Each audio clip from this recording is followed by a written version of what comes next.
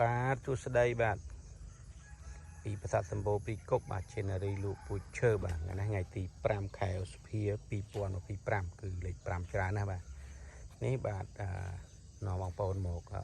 មើលទេសភាពក្រៅផ្ទះបាទក្រោយពីកាត់ស្មៅរួចបាទឃើញថាស្រះល្អបាទអានេះតនេះគឺកាត់ស្មៅមុនគេគឺធ្លាក់ភ្លៀងមកគឺដុះស្មៅដុះមកទៀតណានេះគឺមនពូជឈៀងម៉ៃបាទនេះយើងកាត់ស្មៅរួចធ្វើការដាក់ជីអាចមន់នេះជីមន់ជីអាចគោយើងដាក់បាទយើងដាក់ជីទៅដើមនៅដើភ្លៀងទេបាទព្រោះដើម្បីជំរុញការលូតលាស់ដើម្បីឲ្យវាល្អបាទអានេះគឺមនពូជ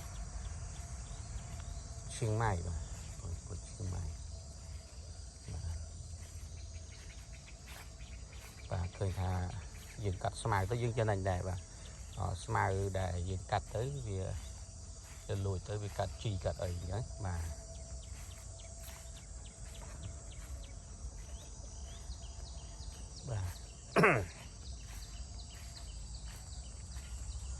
បាទនេះបងប្អូននេះកាត់រួចពីម្សិលបាទកាត់រួចពីម្សិលក៏ល្អដែរមើលទៅវាជីបាទអាចបានជីច្រើនព្រោះស្មៅអីយ៉ាងនេះវាព្រោះខ្ញុំកាត់ស្មៅច្រើនដែរមិនមែនតិចទេខ្ញុំនិយាយថាស្មៅឲ្យដុះអស់កម្រិតវាទៅច្រើនចិត្តហត់កាត់បាទនេះគឺមនពូជតៃវ៉ាន់ហើយនិងពូជឈៀងម៉ៃលីគ្នាបាទបងប្អូន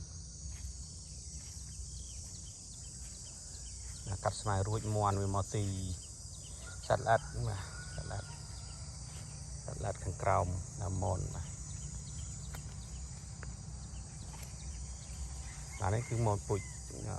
តៃវ៉ាន់បាទមើលទៅផ្លែច្រើនការមុនវាអស់ទៅវាលឹកដូចចង់ចាស់វិញទៅដែរបាទ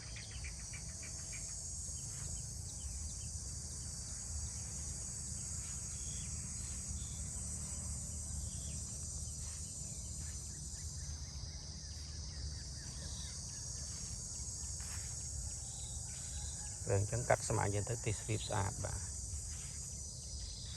ថតមើលទៅស្អាត